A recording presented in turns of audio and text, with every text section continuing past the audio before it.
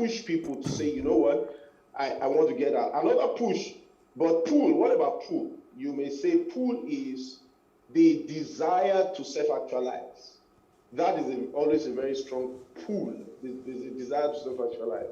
Another pull is the countries that are doing everything possible to attract, because maybe they are more proactive about what they need to do to strengthen their own institutions and economy. Yeah. So They in the open last up. few years, the United Kingdom has done quite a lot as it led Brexit to harness other professionals from outside the world. Canada is doing that. So these things get more aggressive and they pull and attract. So those are what you may call the big reasons. Yeah, that really makes that puts it right in perspective for us. Indeed. Yeah, thank you so much. And then it will also appear that young adults are more likely to make this outward move. What can you tell us about the role of age in this brain drain phenomenon? Okay, I mean, for young adults, if you don't mind, I'll delineate into two categories. There are the categories that are more about mobility. Those are international students, not yet a technical term of flight yet, but they still qualify. It just depends on how we look at it. Yeah. And that puts anything around late in the 18 years to in the late 20s. But for what we call skilled professionals, it goes to late 20s all the way to 40. So yes, age. But I think one phenomenon that some of us have started to observe in the last, say, 5 years, is that even many older people who may put around the 40s, are also finding that attraction. At the 60s, like me.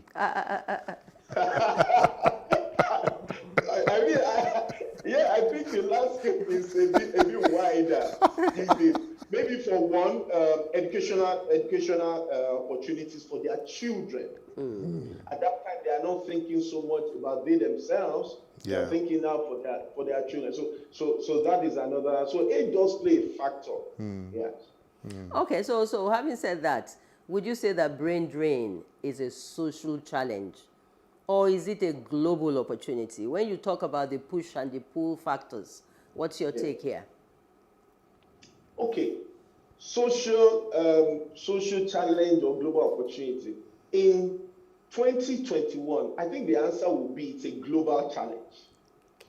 You know, one of the things COVID, or rather unfortunately pandemic, but one of the things we quickly learned from it is that it's an us world. You know, it's an us world, it's an us challenge. We are tied together at the hips in more ways than we can consider. So we need to band it together. I mean, when I say band it, I'm talking about the countries that are gaining the brains and the countries that are seemingly losing the brains. We need to partner together to ensure some kind of circulation, what you may call brain circulation. Not to cause restriction, but circulation. So yes, you gain them, but we have to have programs that ensure that, yes, the global economy benefits from this circulation of talent, innovation increases, skill levels increases. There is also circulation of the gains, much more deliberately. So what the brain gain countries would do is not to say, oh, well, we are just gaining them. It's because those countries have not sorted out their challenges. There's nothing we can do. That is something COVID tells us. We cannot think that way anymore. It's an us world. We are tied together. And so we can partner together to derive different things around circulation so that, for example, we can so from the countries that are gaining this talent, there are things, the countries that are seemingly losing the talent can deliberately gain if we see ourselves as what I call the us world and not them against us. Yes, and you see, the thing, we're losing so much of our younger brains, brains that we could have put to better use here. And, well, you won't blame them because, like you said, the standard of education and all of that, and, the institution of education itself is not living up to its standards. But let's even take a closer look at the mobility of international students. in this Okay. human capital flight. Would you say it's a problem or is it an investment? I think it's an investment. I think it's a big investment. Let's even look at it this way. We can't stop it. I mean, that's a fact. We can't stop it. So while you may argue for government and government institutions to improve our academic institutions, it will take time. It's not going to happen overnight. Do we want our children to keep waiting for that to happen? Certainly not. What we should do is therefore see it as an investment and begin to harness it. So be more deliberate. So, you know, this idea that if we cannot do something, we should do nothing, or we should do little, we can't work with that anymore. We can actually, while we are doing what we need to do, and we must do what we have to do, but we can actually see it as an investment and harness it, because guess what? Most of these people, their first need is for quality education. Yeah. There are, I think, at least, I'm not sure about the data, but back of the anecdotal information will point to the fact that 30% of them, the parents just want them to have that exposure and to come back. So if we are spending the next 4 years or so getting that, and we're doing things about our country, guess what? In the return immigration, we are going to get benefit from those people. And we already are. In the last 10 years, we've seen many people come back, and they are still coming back. Okay. All right, and that takes me to the next your question. next question, You know, you're almost yes. there. Because some countries we are aware are able to achieve a higher level of reverse brain drain, you know, by somehow getting their citizens to come back at the very right time to contribute, you know, to the building of the society. Is this something that we can continue to do as individuals in terms of planning and strategy, or is there a way that the government, you know, can come up with some policy that will aid the individual family members and the people who go out, you know, so it becomes a win-win for the family and the society at large? Okay, so your question is what can be done, Yeah. right, to ensure that, because some countries have done well with it. Yes. I even want to quickly point that some countries have even been deliberate about promoting immigration. You find the countries that come to mind are the likes of Asians, Yeah. whether it's Hong Kong or China, to our India, as a way to, one, extend their reach, all right, as also as a way to develop their talent, and also as a way also to shed off some of their life conditions. But we definitely, I agree with you, we definitely must do a lot. And this goes beyond just policy. What I would be talking about, and I'm sure we're going to get to a point where we'll probably get a chance to share thoughts on what maybe governments can do, or what institutions can also do. But what I would speak for is not just policy, is what I'll call integrated set of solutions. We will not be able to use a one silver bullet to solve it. Oh no. We would have to have a bouquet of solutions that we will bring to bear, because countries have done it. And in doing that, we will even start from the premise. The premise is not to control it. Oh no. The premise is to harness it. Great. Because there are few wise people, if any, that will stand in front of a moving train.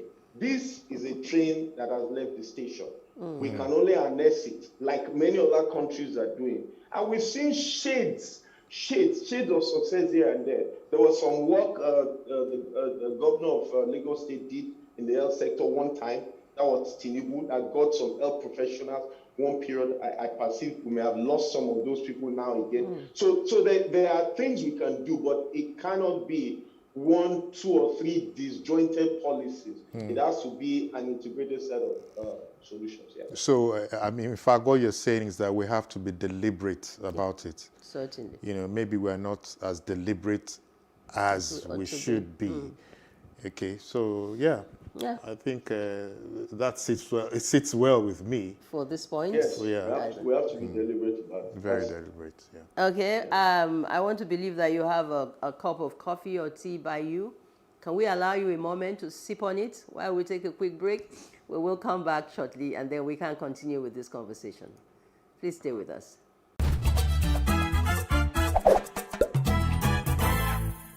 The Nigerian economy is one of the largest in Africa. Since the late 1960s, it has been based primarily on the petroleum industry. A series of world oil price increases from 1973 produced rapid economic growth in transportation, construction, manufacturing, and government services, because this led to a great influx of rural people into the urban centers. However, capital flight has been one of the persistent macroeconomic problems troubling the country. Capital flight is the concept of heavy outflow of capital from a country's economy, mostly induced by instability in a given country, resulting in negative economic consequences in that country. There are many reasons that can lead to capital flight. Some of these reasons are political turmoil, including political instability and risk of civil conflicts, may shake investors' confidence regarding the country's economic prospects, thus causing capital flight.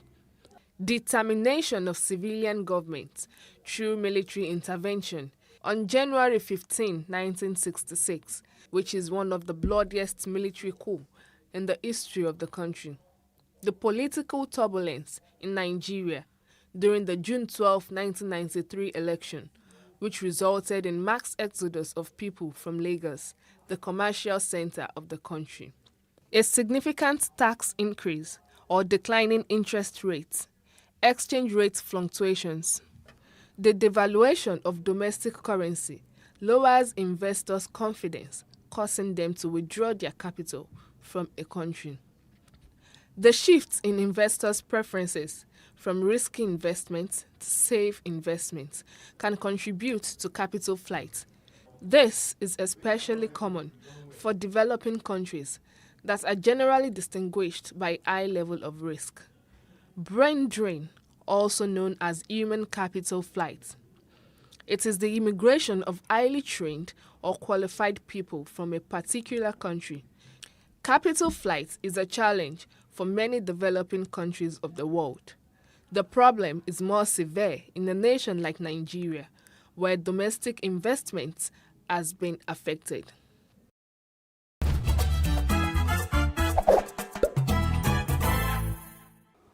So thank you for staying with us. This is Today with John and Helen, and on the show today we're discussing human capital flight, otherwise known as brain drain. And of course we have joining us from Benin in Edo State, our good friend Arosa Serige. Arosa, thanks so much for staying with us. Now I would want us to look, you made a brief mention about the COVID-19, post-COVID-19, before we went on a break.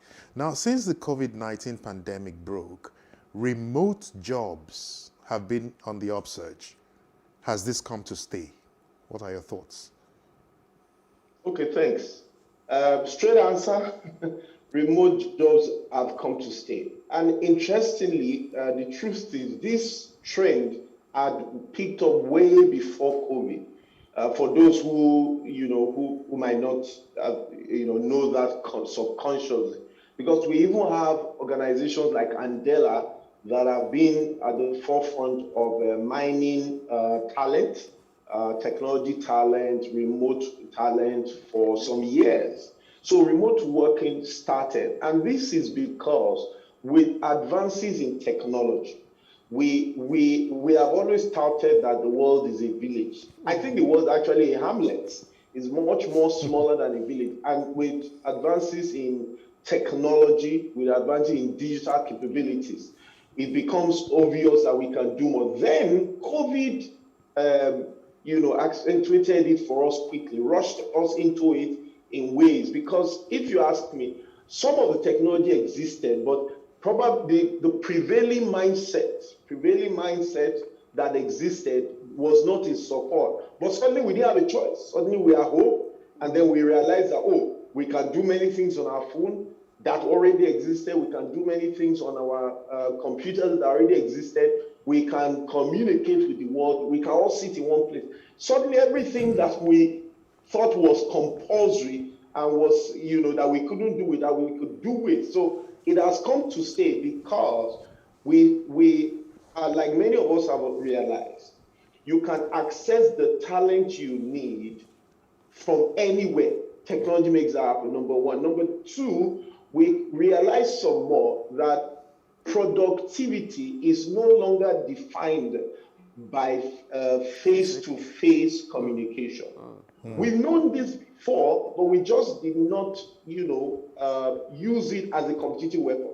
So now, with all this obvious, and with the advent of social media, we're trading with ourselves, we're communicating with ourselves, whether it's IG, we're communicating with ourselves, messages are going. So the distance between nations that were reduced are probably disappeared.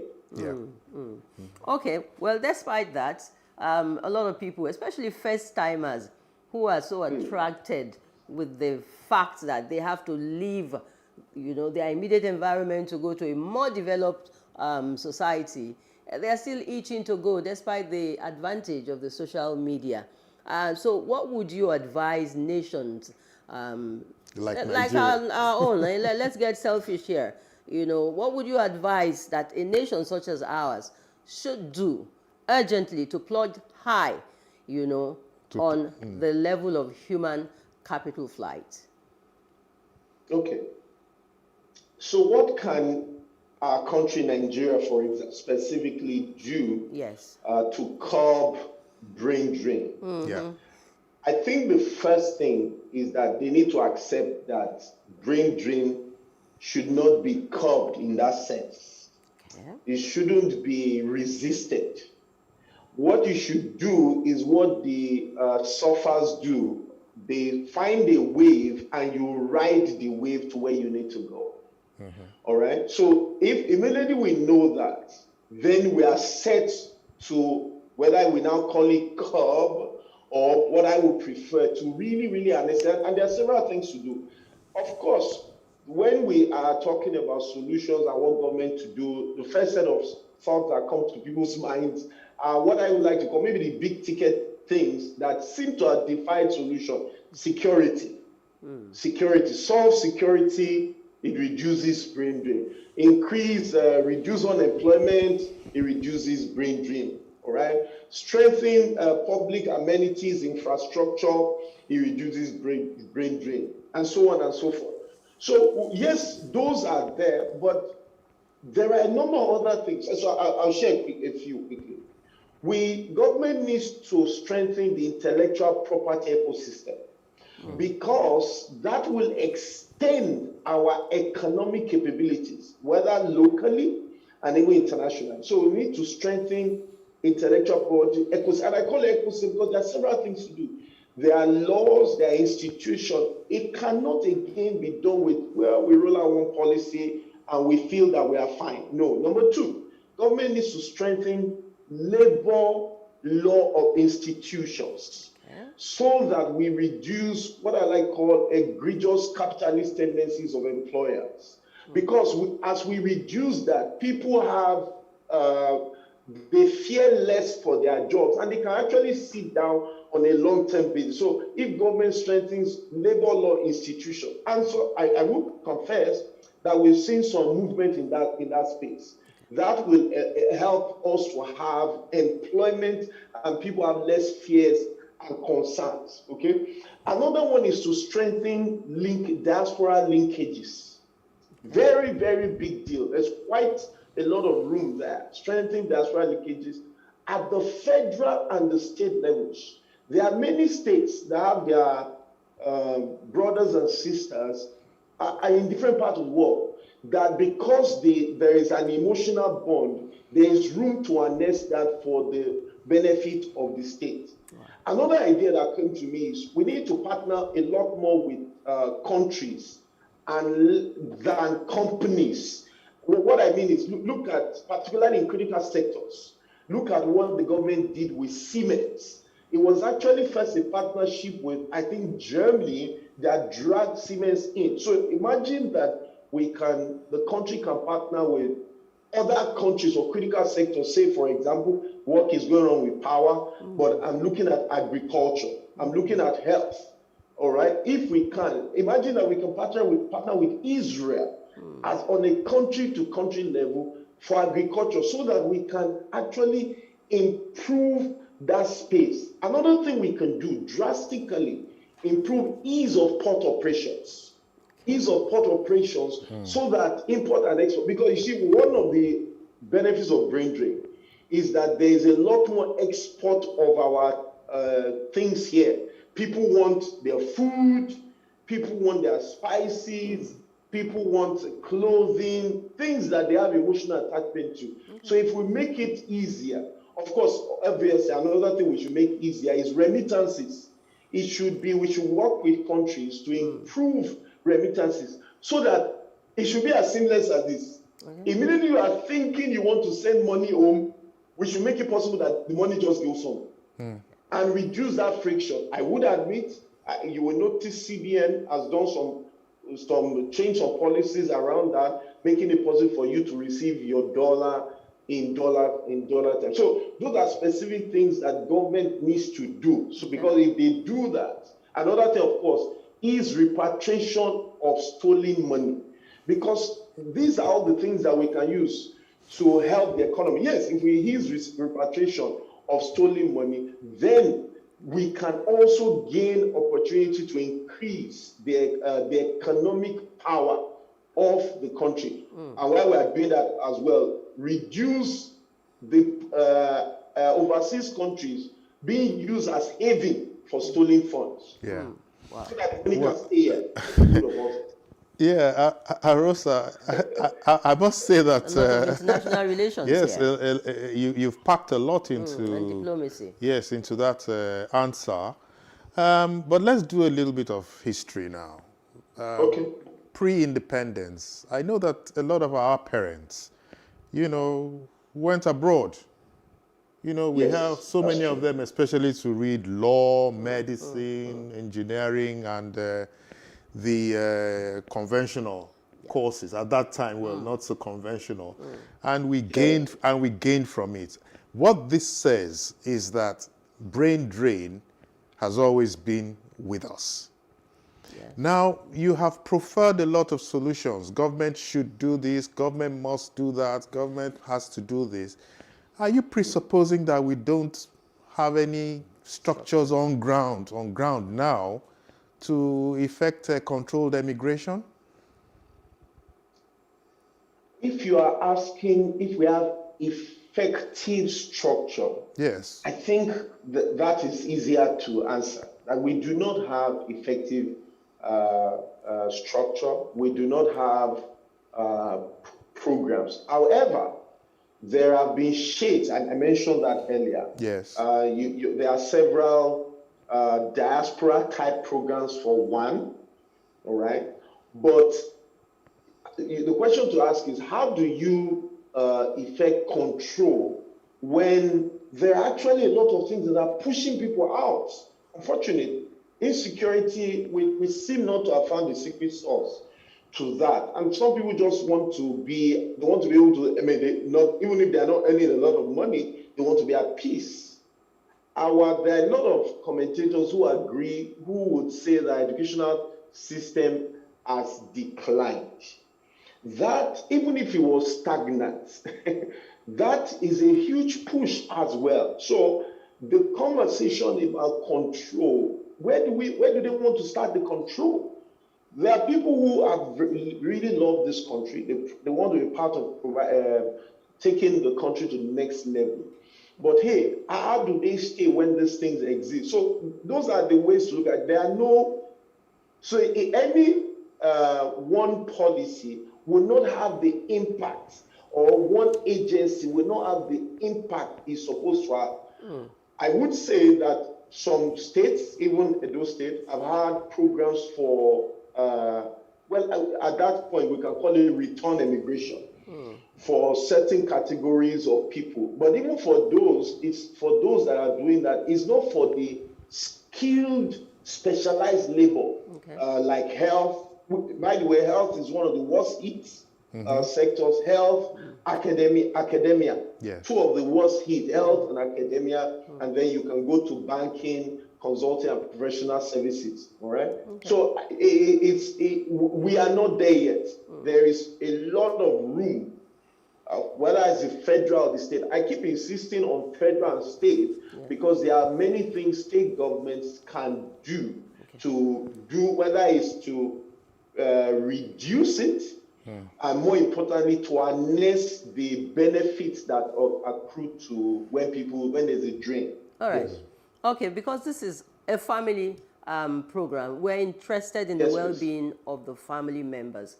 And with the influx of immigrants as seen in reverse brain drain, you know, we may begin to, or we are already experiencing some cultural disconnects, if you agree with me.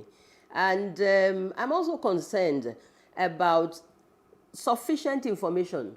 You know, every day you have lots of advertisements, opportunities, so to speak, asking Nigerians to come for abroad for greener pastures. Now, how do we determine which is for real, which is not a flux, which is not a platform where somebody will connect with and probably get into trouble there?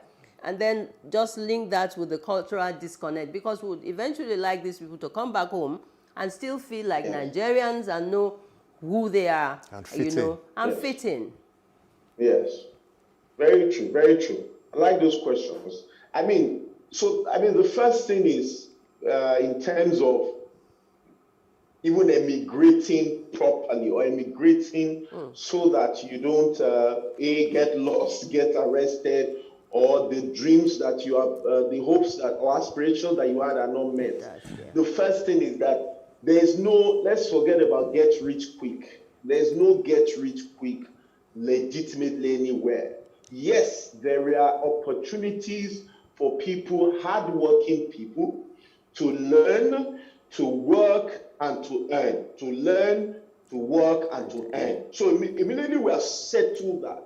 And we need to settle this both in the people going and the people that are supporting them to go, because unreasonable expectations from people here can force or compel people over there to do untoward things. So that's the first step. When you have sorted out, the next thing is information. And I like the point you made about information. You need to plan and position for it.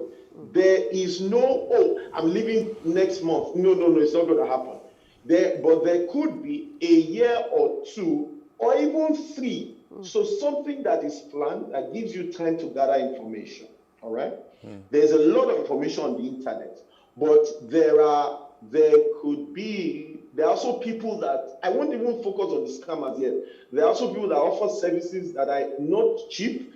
And if you spend some time, you can get them for free or for cheap. So if you use that time to gather information, you can also use that time to find people in your network, someone who knows someone who knows someone who knows someone. There will likely be someone who knows someone who knows someone. So you can begin to interact with people out there so that you move from information to engagement. Sure. Engage with people there, those who have done it, so you can begin to choose the option that works better. Now, on the question about cultural disconnect, I think it's the same thing. That even before coming, people should not rush. They should also have plans, and position and take their time. They should have an idea what are the options of what I want to do. There is also no get rich quick here when you are returning. Yes, you may find that, because one other thing that probably happens to some people is that because the environment there in overseas is rather controlled. So people don't, how do I put it? They don't flaunt affluence. But here, some people, well, maybe because of how they see life, could seemingly flaunt affluence. So you begin to think that, well, maybe I should return and join maybe politics, which, by the way, is one category of people that are not emigrating. So, and return, so you think that when you get back, you're also going to get rich quick. So come back, there's no get rich quick. realize that you would need to spend some time knowing some more about the country and the people you left. Okay. Yeah. Invest in diverse sources of information. No one source. Listen to NTA, listen to check social media, varied sources. And PlusTvAfrica. And PlusTvAfrica for certain. Which is where we're going to have to stop you today, Okay. Rosa. No, but I just need the final word from you. So is the grass greener at the other side? As quickly as it is. 5 seconds. Summing this all up. The grass on the other side has a lot of shades of green that can be harnessed when done deliberately. Thank you. So that's the way to put it. Yes, So, it can be not for getry, but for schooling, for learning, for working, and just to see other cultures. That opportunity exists. Great, fantastic. Okay. Thank you so much, Arosa. All right. And of course, brain drain certainly is a problem for developing countries, irrespective of the few benefits or advantages. Yes. And of course, we agree that the drawbacks outweigh the benefits any day. Therefore, our government should find a way or ways to reducing the number of highly educated and skilled workers relocating to other countries. And with that, we want to thank you so much, Arosa Senrige, for joining us on this program. We hope that next time when we call you, you will be there for us. Definitely. Thank you. Thank you so much. Thank you so much. And have a beautiful day in Benin, and our regards to everyone there. Yeah, because if human capital flight somehow is a lot from Benin, we are not going into that today, from the Delta axis. Abby? No? Yes? Not today. Okay, not today. I like that. All right. So the grass is not always greener at the other end, really. So many sides to this matter of capital human flight. We shall leave it here for now. As Pharaoh, we'll pick up with our guests, bringing on new perspectives to the topic after the Keep Fit segment. And I think we have Dolly, the lovely lady, Power Pack Dolly, will take us through the Keep Fit segment, John. Yeah. All right, so let's go.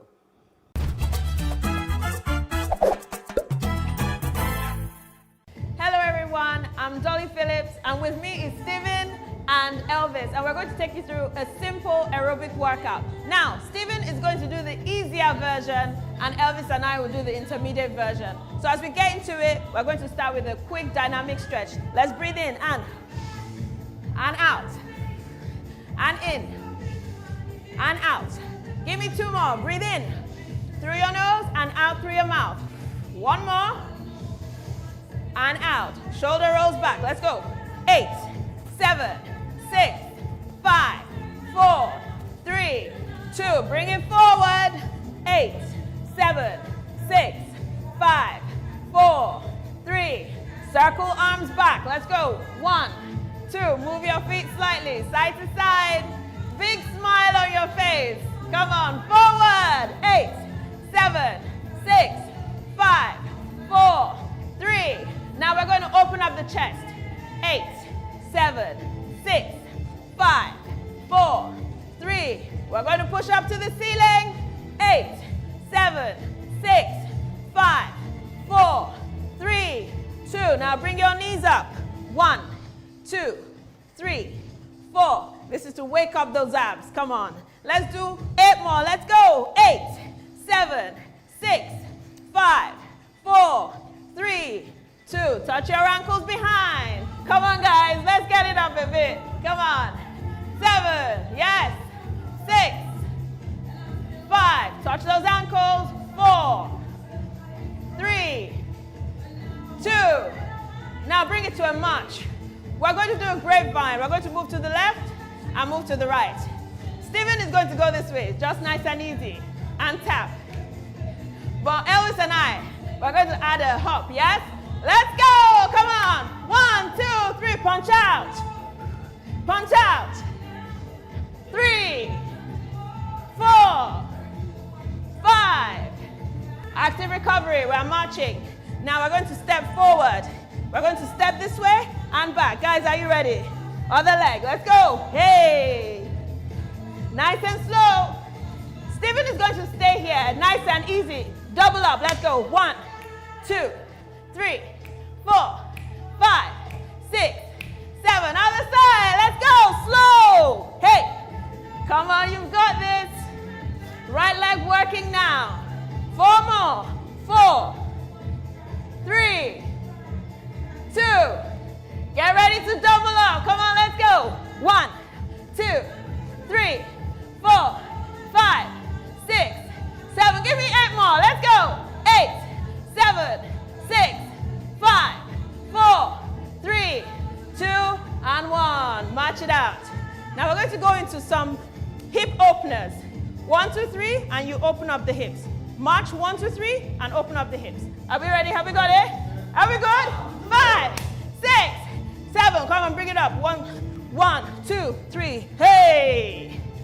Hey. There we go.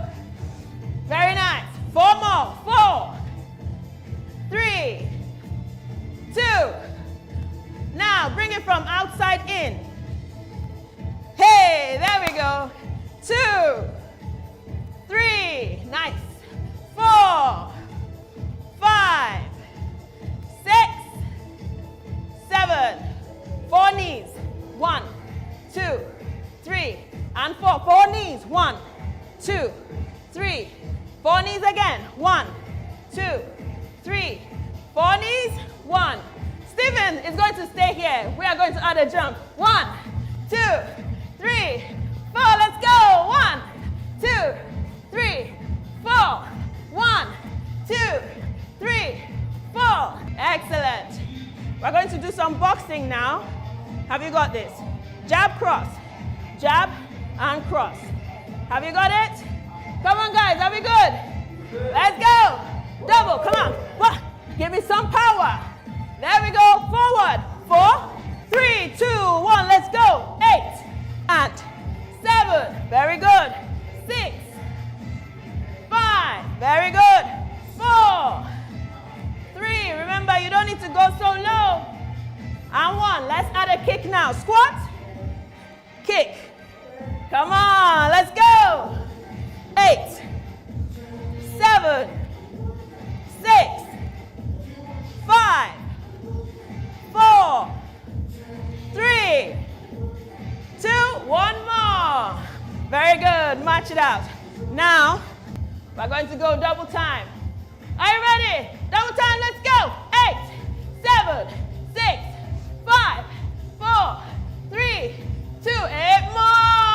8, 7, 6, 5, 4, 3, 2, and 1. Good job. March it out. March it out. We're going to do our windmill now. Hands up. We're going to raise those legs and touch our toes. If you can't, follow Stephen. He's just touching his knees. Nice and slow. 1, up. 2. Remember, we're going to double up. Save your energy. Touch your knees. Follow Stephen. If you can't touch your toes, follow Elvis and I, if you can. Double time. Let's go. 8 and 7 and 6 and 5 and 4. Very good. 3, 2, and 1. Catch your breath. We're going to do this one again. We're going to do this one again. Are you guys ready? Are we feeling it? Are we getting warm? Nice one. 5, 6. Nice and slow first. Let's go right leg. 1 and 2 and 3 and 4. Very good. 5, 6, 7. Double time. Come on, let's go. 8. Energy. 6. You've got this. 5. Don't give up. 4. Very good. 3, 2, and 1.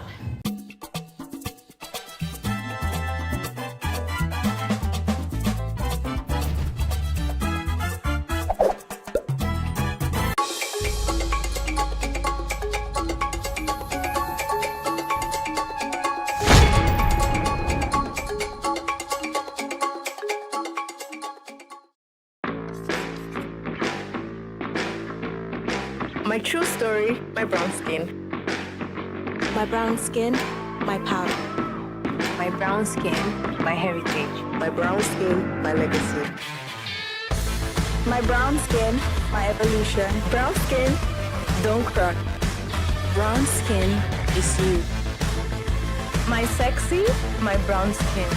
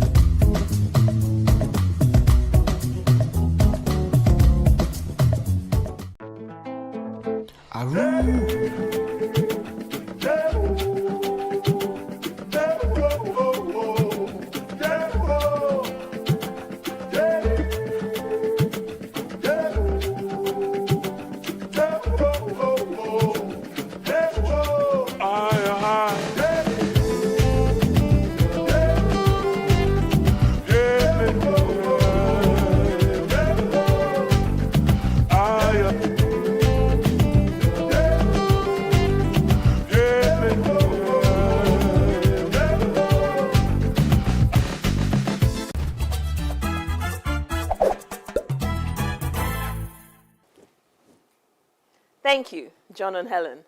Right, so we're talking about brain drain this morning. And for our viewers who are just tuning in, simply put, aka in Pharaoh's definition, brain drain is taking your knowledge and skills away from the developing country, aka Nigeria, and giving it to a developed country in exchange for a better life. And unfortunately, the worse and more unbearable our country becomes, the more intelligent, talented, and brilliant minds we will lose. Because frankly, who wants to stay in a country where crime is the order of the day, human and financial security is non-existent, the chances of getting a good education are very slim, and the ability to earn a decent wage is a pipe dream? Yes, it does sound bleak, doesn't it? But let's flip the script. Who will build our country when all the intelligent, talented, and brilliant minds have left? Who will change our government when the opportunity presents itself for the right people to become a part of the government and effect change from inside out?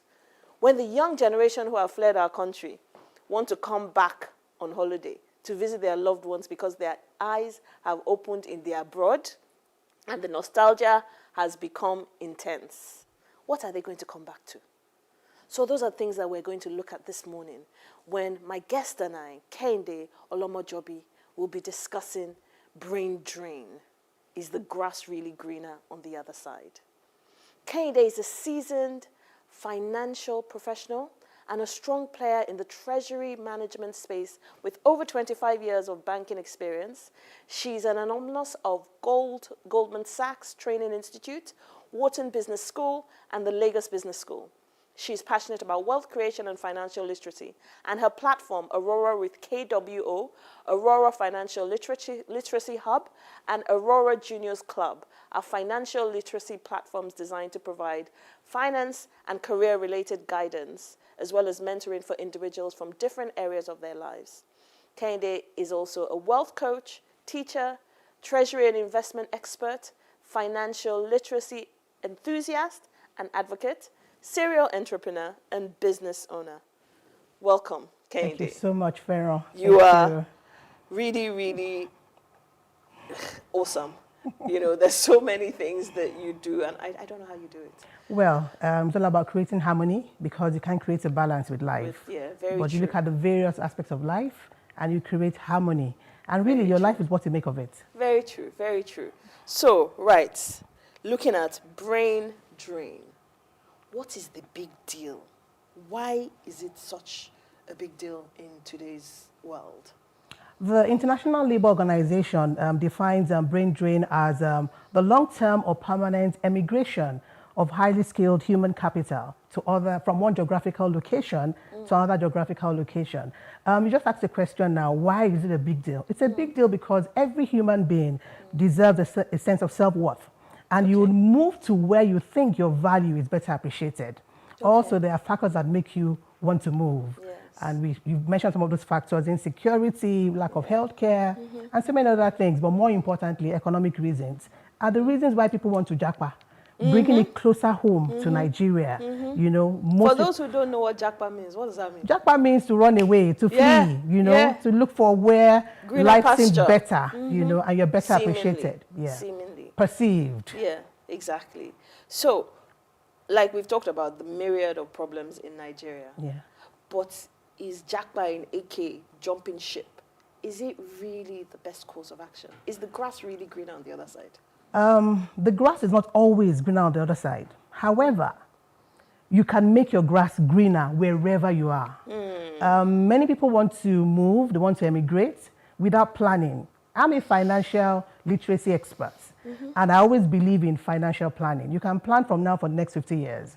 It's all about being intentional and deliberate. So the grass can be greener if you plan. If you plan. So if you want to leave Nigeria today, I'm going to ask you a few questions. Do you have what it takes to sustain yourself? And I'm talking about your emergency funds. Because unlike other geographical locations, I don't want to say countries, where it's not what happens there, where you have a good social network, an uncle here. What's and a social network? People that you can rely on, you know, when you are in a financial tight corner. It doesn't happen there. Nobody will give you a nickel or a dime or a pound. Tell me about it. Nobody will give you a lira. You have to work for it. You don't pick money on the streets of, there are no streets of gold there. So if you come to me today and say, auntie, I want to japa, I'm going to ask you, what are you going to feed on? What are you going to, where are you going to live? How do you transport yourself? Most of us still feel when I'm going there, I'm going to meet Nigerians like myself. You're going to meet Nigerians who have been acclimatized to a new way of life, who may not send you. So if you have your money, you want to japa, also have structure. Which route are you pursuing? Are you going the educational route, the business investor route? You can't just go there and be a fugitive where you're running from immigration. You have to plan. It's about being intentional. It's about planning. You can start your japa plan now and planning for the next 3 years. Put it together, articulate it, and move. Don't just jump the ship. It's like you have just burst a lot of people's bubbles. And broken tables. You have. And I'm going to take this to our youth. A large percentage of our youth currently living life in Nigeria. A lot of them have this idea of, like you said, jackpine, which means I will leave this country for Canada, UK, America, Dubai. When they say this, what do you say to them? I'll tell them, what skills do you have? You see, money is not in the usual places again, where we have the 9 to 5, the blue collar, as it's called somewhere else, as against our white collar. What's the difference between blue collar and white collar? It's the same thing. You're in the 9 to 5, a structured environment, somebody pays you, their perception of your value. You earn a salary. Okay. However, money has moved from those kind of structured levels. Money is in unusual places, and it comes with skills. And with your skills comes the value you bring to bear, where people now pay you for that value. So I'm going to ask any youth, what skills do you have? Is it coding skills, ICT skills, sports skills? What skills do you have? Because not everybody will employ you immediately. Your skills will sustain. You can work from home, for example, if you have substantial skills that will earn you money. Let me also say, money is not the physical note any longer. Money is not the dollar or the naira or the pound sterling. Money is value. And when you're loaded with value, you will earn money anywhere, even in Nigeria. So you may not have to japa. Very true. Money is value, and value can be used anywhere. So I'm going to ask you, do you have value? I'm not being rude. I'm just saying, what do you have inside of you? So I'm the youth, and you ask me, do I have value? My answer is, I'm an extremely good musician. I'm an extremely good basketball player. I'm an extremely good football player. Does that market so need I have you? Talent. Does that market need your talent? You see, beyond having talent or value, you must understand your market. You can only make it when there's a gap in the market that you're feeling. So how many basketballers are out there? What makes you different? What is your value proposition? Your unique selling point? What makes Pharaoh different from every other OAP? If you don't have that distinguishing factor, you may just go there and just fall through the cracks. Okay, what if I do have the value? Value. Okay, Fantastic. You have the value. Beyond the value, how do you sustain yourself? How do you get yourself into the system? Because there are steps to take to get into any economic system. So are you going through, do you have the education that people there are required to have? Do you have the equivalency? Many of us have certificates in Nigeria. I have a first-class degree from University of Lagos. I've had to take a sit back at a point in time and check the equivalency of all my certifications. Wow. How many of us have been deliberate enough to do that? To take your BSc from wherever university, Uniport, Unilag, UI, and check the equivalency. So are you telling me that this, me, not me, Pharaoh, me, the youth, yeah, me with my first-class degree from University of Lagos. You have to check what the worth of your first class is in any other place you're going to. Canada, Europe, Germany, UK, what is this worth? What is it worth? So you don't go there and they're telling you it's the equivalent of a primary 6 or school cert. Wow. The educational certificates. You must check. You must be ready. So the packaging that you have as Pharaoh, does the content match the container? Many of us have the persona. Many of us have the container.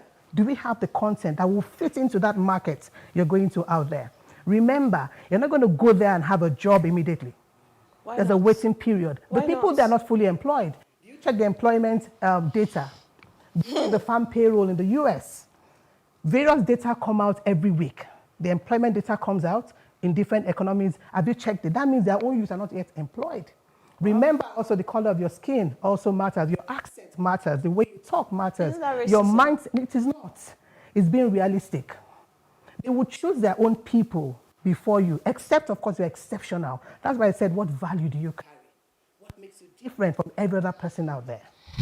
You must consider that. So you're not just getting frustrated and then now have to do extreme things to sustain yourself. Wow. So, let's take it back to Nigeria. Okay. Is brain drain, aka jackpine, really the way forward for our nation? We all know the negatives of brain drain. We have a gap right now in the middle class. We have a gap in the medical subsector where the highly skilled workers have all gone. And the ratio of patients to medical personnel keeps increasing every day because many people are leaving. So we have those gaps happening. And when those gaps keep happening, the economic viability of the country also diminishes. And when that diminishes, it means the country is not making enough money, to even make itself viable. So it's a negative for us as a country, for our youth to keep living. However, what can we do about it? The nation has, the government has to look inwards and find a way to hold its people down. Okay, I'm going to stop you there. The government. Our earlier guest also talked about the government. Everybody says the government. We have a failed system. We have a failed government. Let's accept that. We as individuals, we are the government. We are the government. So what are we doing? We also have to look inwards as private sector individuals in the organized private sector to say, yes, we have a failed government. What can we also do with the little that we have left? When we say we have a failed government, let me also qualify it. All is not lost for Nigeria. Very true. All is not lost. True. So we have to look at those other areas that are still looking viable and develop them. Develop sports, for example. Develop entertainment, regulate it, make it interesting for our children. I went out for dinner with my children yesterday, and we're talking about certain artists. And I said, these children have interest in music. However, they're afraid of the structure. They see people smoking, they see people doing so many things. That's not entertainment to them, but they have interest in it. So there must be a way for us to make this thing more alluring. Whose job is that? It is our job. Government cannot do everything. Who are the people in government? People like you and I, people whose values are already worked. So we're taking it back to the family units, where we need to begin to instill the right values because they're the leaders of tomorrow. Put in the right values. Tell them it's not about you running away. It's about you doing the right thing, building the structure, and staying here to develop the country. If everybody runs away, Pharaoh, who's going to be left? That's exactly what I was saying. Who's going to be left? Who's going to be left? Maybe you're also planning. I know. No. So what are you doing? That's a very good question. Now. You know, that's a very good question. So what am I doing? What am I doing? What am I doing to prevent me from running away? You must develop the next person beside you. Yes, very true. You must have very empathy, true. Compassion. You must be societal in your thinking. Everybody in our environment here, you know where we are now.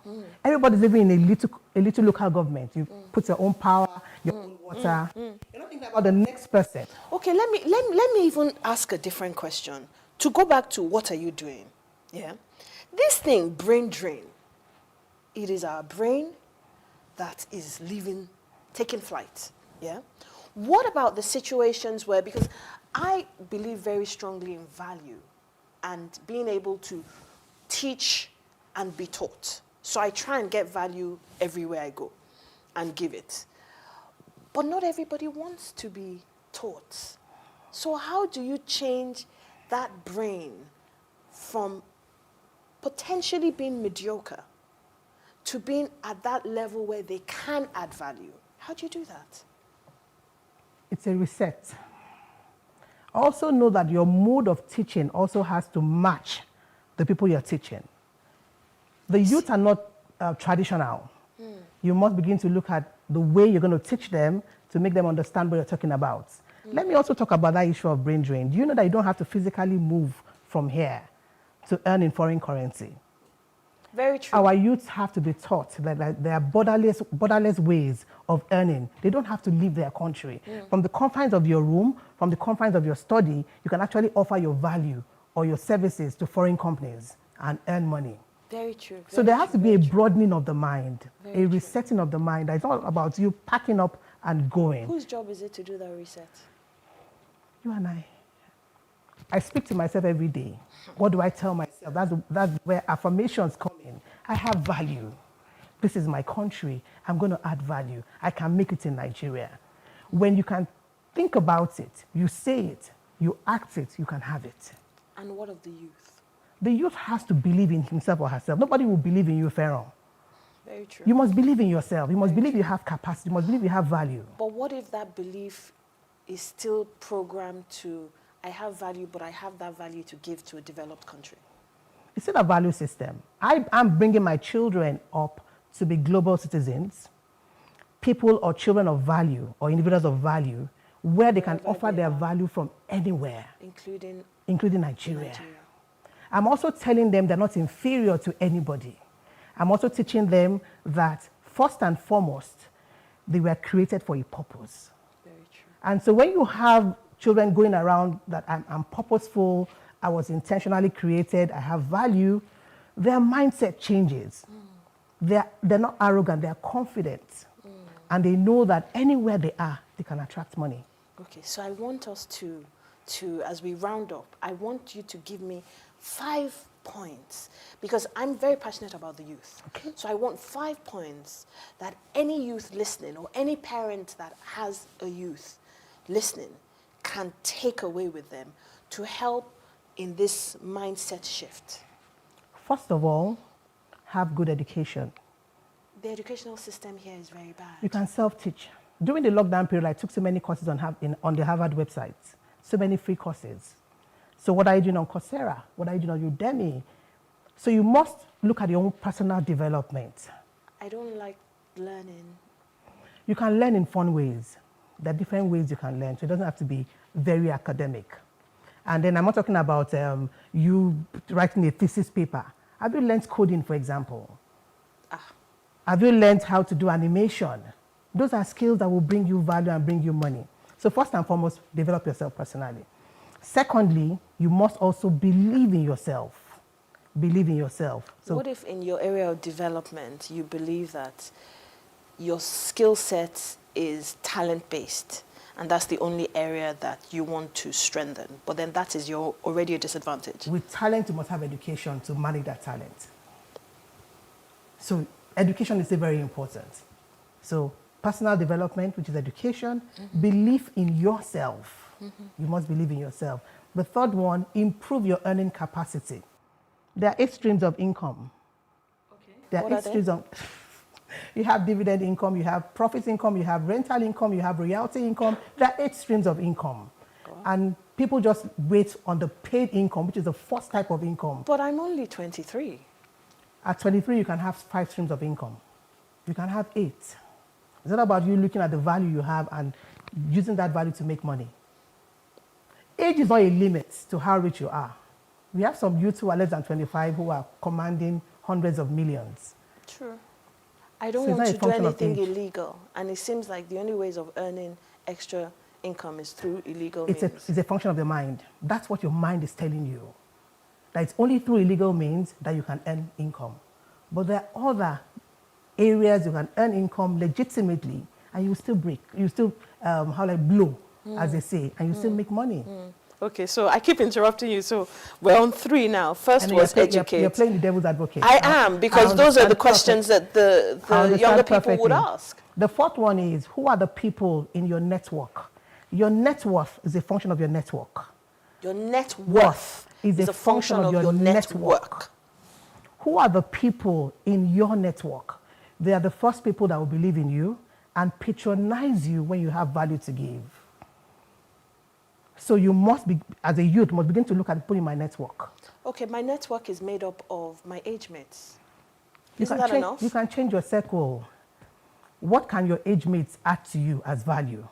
There may be some things, but if not, then you move up, you move sideways and look at other people that you can bring into your network and increase your net worth. Believing that it's not all about money.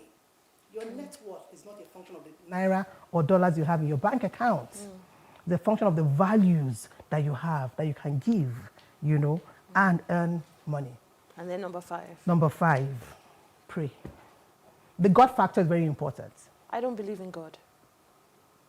It's not about religion. It's about spirituality. Okay. You are not an accident of nature. Someone brought you here. Something. Something brought you here, whatever name you want to call it. And it's for a purpose. So you go back to the manufacturer of this product and ask the manufacturer, why am I here? The God factor is very important. You must always remember that there is a supernatural being out there who has made you. I believe in science. You believe in science. I believe in Homo sapiens. Whatever you believe in, there's a spiritual angle to you. Man is a spirit. You live in a body and you have a soul. So whatever that spiritual angle of your life is, connect back to the manufacturer and ask him for your purpose on earth. That's bam. Was I a good devil's advocate? I think I was able to keep you quiet. Yes.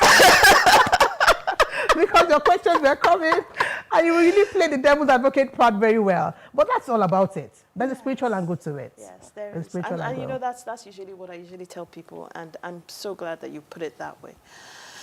Right, so we've come to the end of this. So fast. So fast. So fast. And we need to do more of this. You're a friend of the house. Yeah. So you're going to be coming back so that you can expand on this topic and all your areas A very of important expertise. topic because very, we're suffering. Very, very I got a important. call last week, and my husband got a call 2 days ago, and his niece said, "Uncle, I'm traveling. I'm leaving." Oh, wow. You Because know, I've had so enough. there's a family implication to it. Yes. There's a family yes, implication. Who yes. gets to take care of the old ones? Yes. The people in their 80s, the 70s. And I was telling my husband, when is she coming back? Her father is over 70.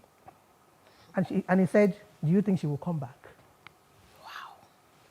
You know, so there's a family implication. Yeah. So again, this actually goes back to the foundation of why we started this show, to bring back family values. And everything, every topic, however seemingly unrelated, it always comes back to the crux of the matter, family values. You know, our values are becoming diluted. Very, very. So thank you so much. Thank you for having me. For spending your morning with us. It's been awesome. It's been very, very awesome.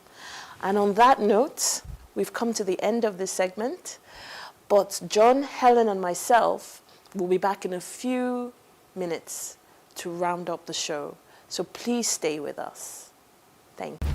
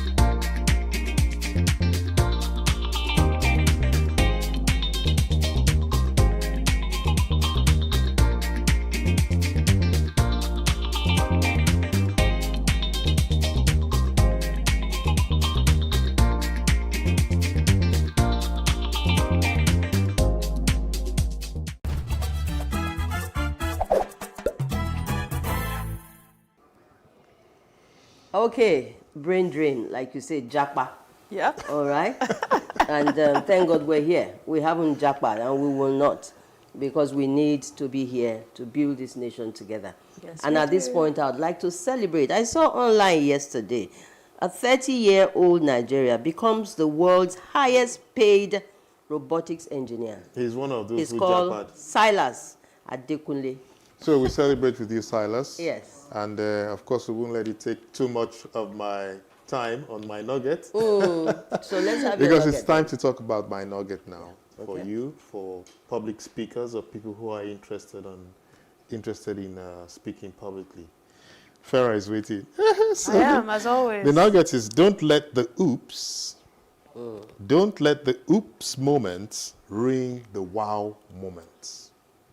Because for every presentation, there are always potholes. You know, it's like taking a ride. On a Lagos road, you're bound to hit potholes. The moment you allow the oops of hitting the potholes to overwhelm you, it mars your performance and you refuse to see the wows. Yeah. So it's the ability to don't, recover quickly. Yes, recover quickly from your, just ignore Can you those avoid potholes. the oops? Oops will always happen. Yeah. Oops will always happen. Nobody Yeah. is perfect, Yeah. and nobody will ever be perfect. Yeah. So the oops will always be there.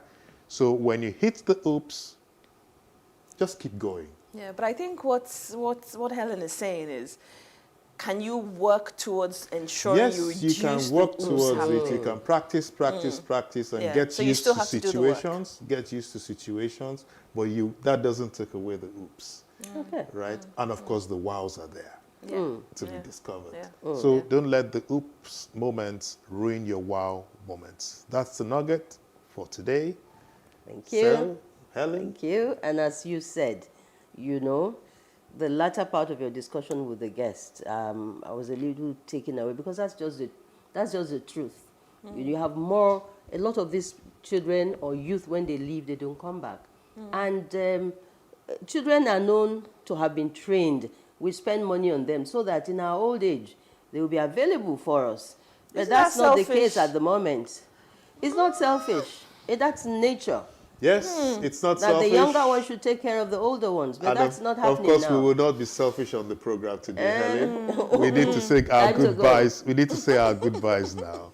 All So right. from Helen, a quick goodbye. Well, thank you for being a part of the show this morning. Join us again same time next week, Saturday. And from Pharaoh. Thank you so much for being here, and we really do appreciate you tuning in every Saturday morning. So And see you from next Saturday. me, it's see you next week. Bye.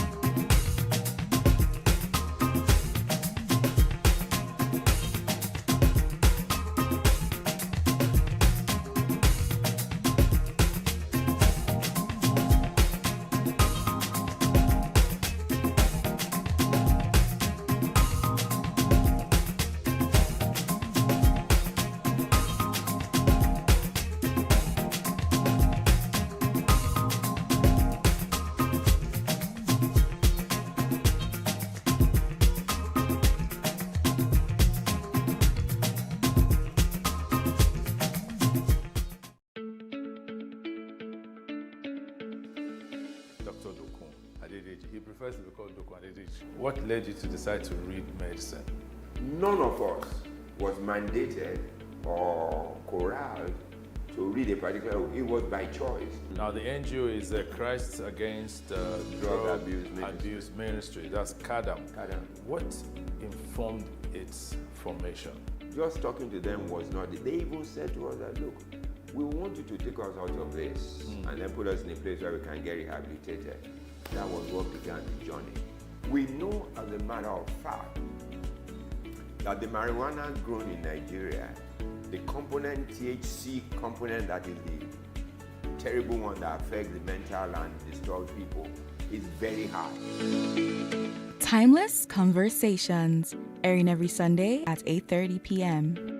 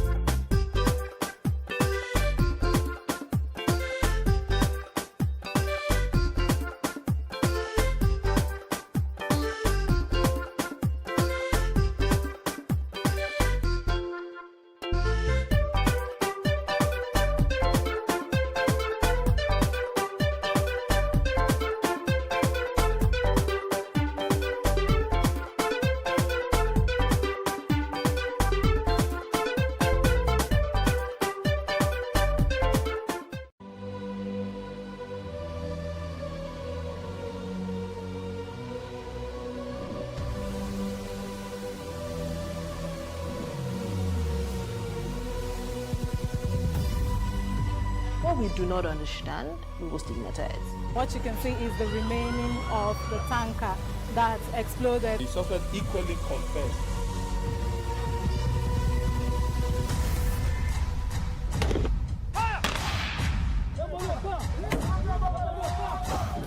A 500 naira they collect them. You no talk, then go beat you. Now 2,500 they pay.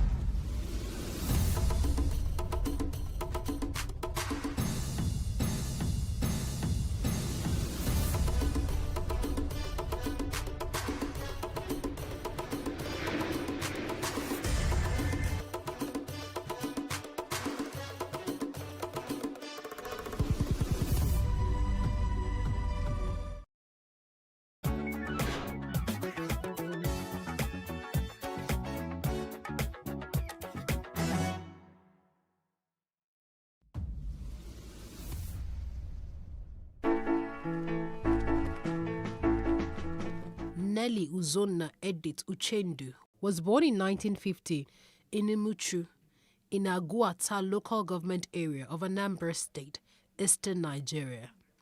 She was a Nigerian singer, composer, and actress. Nelly started singing at an early age. She later joined Professor Sonny Oti's music group, under where her talent flourished.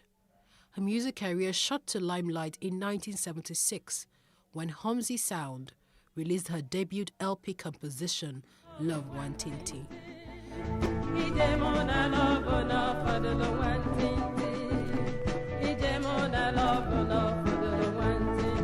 Thereafter, hits like Waka, Akabueze, and Mama Hauser further established her place in the Nigerian music industry.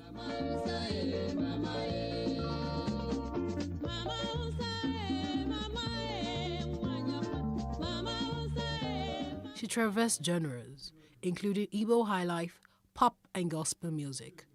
She died on 12th of April 2005 in a hospital in Enugu State, Nigeria, after a reported cancer-related illness. She was aged 55. Salawa Abeni was born on May 5, 1961. She hails from Ekpe, division of Lagos State, southwest Nigeria. At the young age of 8, Salawa found her niche in Waka music. Waka music is an Islamic-oriented Yoruba musical genre, It was popularized by Alaja Batile Alake, in whose worthy steps Salawa Beni dutifully followed. She was crowned Queen of Waka Music by the Alafin of Oyo, Obalamidi Adeyemi, in 1992. Her debut album, titled Late General Murtala Ramat Mohammed, in 1976, was released on the Leader Records label. It became the first recording by a female Yoruba artist to sell over 1 million albums in Nigeria. Her music is a combination of talking drums, conga, saxophone, and keyboards, amongst other instruments.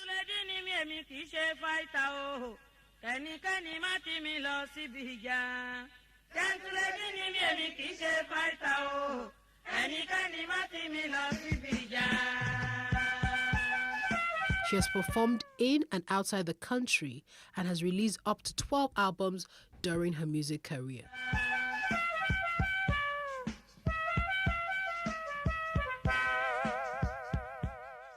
Christy Uduak Esienigbokwe was born on 11th of November 1960 in Okat-Ona, Akwa Ibom State.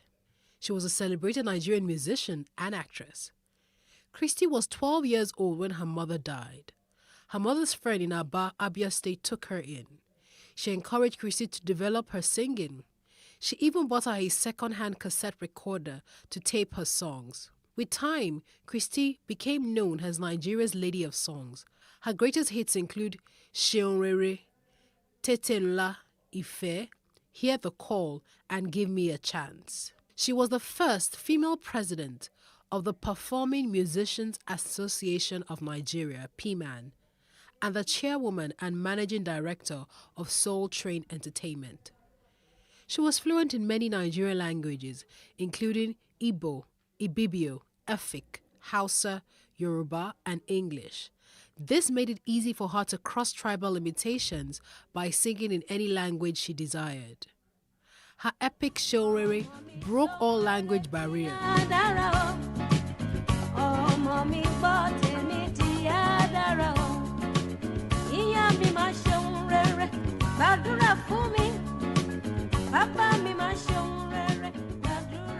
Whilst Akwa Ibom's Min is regarded as the unofficial anthem of Akwa Ibom State, such was her impact across the country that whatever language she used, her message evoked emotion and reflection.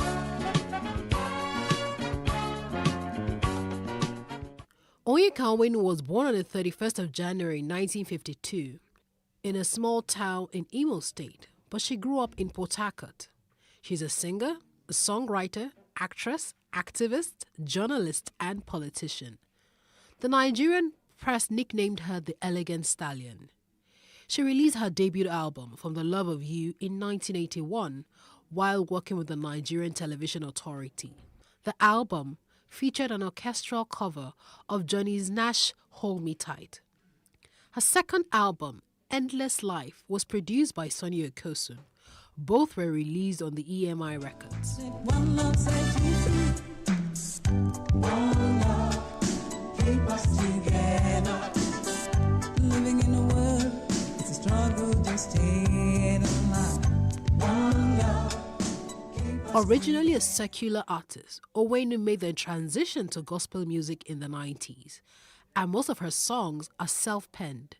She describes her music as African pop. This consists of highlife, Afrobeat, blues, jazz, Igbo spiritual, and even juju, a typical Yoruba beat. She continues to write and sing about issues like health, HIV, peace, mutual coexistence, respect for human rights, the plight of children, as well as pride in oneself.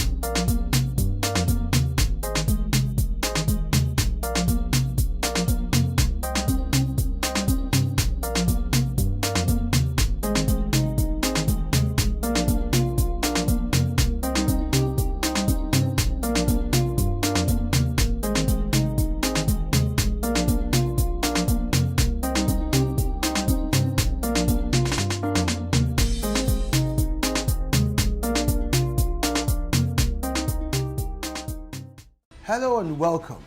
It's Nimasa This Week, the voice of maritime.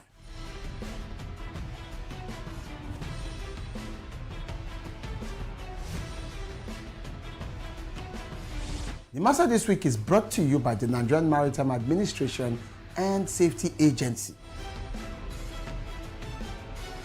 Statutorily mandated to ensure that there's regulation and promotion of matters affecting our waters.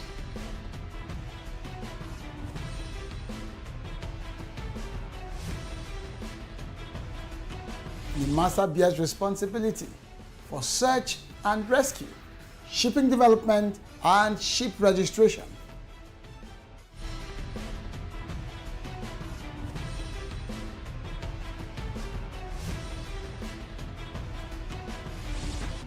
NIMASA This Week, the voice of maritime, showing on this channel.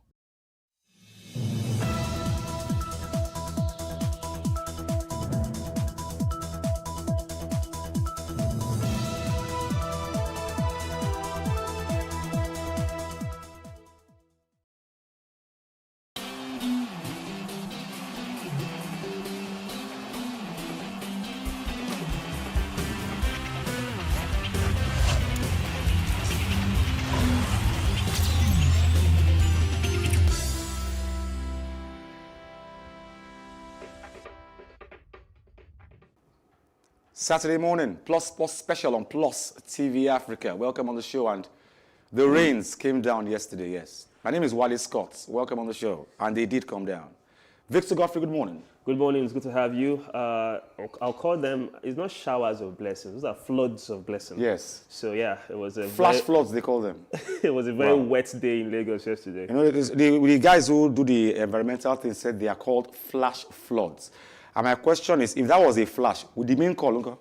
I also wondered. It's a good thing. That was a flash call. We missed the call. Yes, we missed the call. If we didn't miss that call, how would have happened? That's very clever. Okay, now Vice President Yemi Osinbajo had on Monday in Abuja unveiled AFA Sports as the official apparel for Team Nigeria to the games a day before their departure to their training camp in Kisarasu, Japan. However, several videos and pictures showed many officials wearing different attires and sportswear brands. Contingents from other countries, including South Africa, who arrived in Japan at the same time with Nigeria, wherever uniformly dressed. Pictures of Uganda, Italy, and Australia teams arriving for the Olympics all showed them in their official kits. A picture shared by the team after the visit of the Nigerian ambassador to Japan, Abubakar Moriki, in the team's camp showed many of the athletes and officials in different attires, with one of the officials in the picture wearing an Arsenal jersey. Many other videos shared by Nigerian athletes in Japan also showed them in different sportswear like Nike and Adidas. Prior to the Tokyo Games, the AFN and Nigerian Basketball Federation had been enmeshed in kits controversy, while the Shehu Guso-led board of the AFN had signed a deal with Puma to kit Nigerian athletes at major competitions. The sports ministry insisted that Nigeria athletes and officials would not wear those kits at the Olympics. This picture, Victor, is shameful. It is, actually. It is very, very shameful. Countries who are not as financially stable as Nigeria, like Uganda, got to Japan, all uniformly wear their kits. Italy got there naturally. Australia got there naturally. That was a Nigerian contingent in Japan. This picture was taken yesterday. This is truly shameful. Now, there's a problem with the Athletics Federation. Shehu Guso is on one side, the ministry is on another side. Shehu Guso struck a deal with Puma, popular Puma, to kit us, and because of the trouble on ground, the AFN said no. So I think we have had this conversation 1,001 times before, and unfortunately, it seems like a narrative that will continue for a very long time to come. And that is the fact that selfish interests is hindering the progress of sports in Nigeria. Now, one can argue and say, well, does it really matter? The mindset that allowed this to happen will argue and say, does it matter? Does it matter what we wear? As long as the guys do well in the games, that really matter. But you have to understand that in the nature of the games, since the modern look of the Olympics, I would say like the 1920s downwards, people are, having uniforms, the opening ceremony being very colorful, and, athletes being clad in the designs or the color scheme of their national flag has been a source of pride. Now, if an official Team Nigeria, like you mentioned, even if they wore Nigerian football jerseys of the Nigerian soccer team or basketball team, I can say, okay, well, at least there's a bit of green and white. Somebody wearing an Arsenal Football Club jersey, that is a massive slap to the face, like you mentioned. And of course, different kits, wears. Some of these athletes might have maybe deals with these massive companies, I do not know. But you mentioned something about having Puma. Puma is in fact, top three. Puma, Adidas, and Nike are the top. Even Under Armour, it's a very big name. It's a very, very big name in sportswear, in the sportswear industry. You shut that deal down, no problem. What was the alternative? Okay, you have the AFA, like you mentioned. I'm hearing that for the very first time. I'm not saying you're not big, but based on this first outing, the AFA, for me, has let us down because what stopped you from giving us our kits so that at least these athletes will look like they're representing Nigeria. They don't look like as if they're just fans that came for the Olympic Games, in Tokyo. I think like you've always said on the show, we have a structural problem, no doubt. Oh, for real? And there's because we know for one that the Tigers complained at a point that their kits were stuck at the Nigerian ports for 3 months and that the ports officials wanted bribe. And that's why we didn't get the kits out. You know what amazes me is this. We talk about national pride, and you see other countries that have, teams in various sports. I want to talk about football. Let's leave football for a minute. Let's talk about basketball. The Tigers have represented Nigeria, or they are the official basketball team for Nigeria, right? They did something that has never been done before in history. They beat the United States last week, right? And someone can argue and say, well, that's not like the full strength American team. It doesn't matter. History says we won that match, even if it's by just 1 point. National pride, Nike, or the whole big, massive companies that produce kits abroad or in Europe or North America will not. In fact, it's a matter of pride to kit their national teams. Yeah. Okay, let's say fine, we don't have maybe one big sportswear company in Nigeria or in Africa. No problem. The massive ones, let us make them realize the importance. For instance, when Nike took Nigerian kit design football now in 2018 seriously, what happened? They sold out. We won the best jersey back to back. Yeah. Back to back. 2018 jersey for the World Cup was sold out within minutes. It was released back then in 2018. The recent one that came out in 2020 before the lockdown sold out as well. So that tells you the marketability. So just from a business point of view, we are even losing money. Okay, let's just say we are not selling enough kits and jerseys. Just national pride. It's just a kit. It's a tracksuit. It's not as if you're making body armor, bulletproof, or swimsuits. It's just something that... I know in the past that the Olympics... Yeah. The average... I know for one, I'll call some names now. Versace. Yes. About 3 of them. Chanel. Like 4 of them actually waited for African countries to do a match past in the Olympics to get new designs. True that. Basically to get new designs. Yes. And I remember the fashion world actually running wild when our Team Nigeria entourage were coming to the stadium and they went Agbada. And Gele. Yeah, that was remarkable. Even to this yeah, day. Agbada and Gele. And basically, all the designers went home and started doing Agbada's for their female client, and they sold out. True that. They actually come to look at African teams at the Olympics to see what new designs they can discover with our...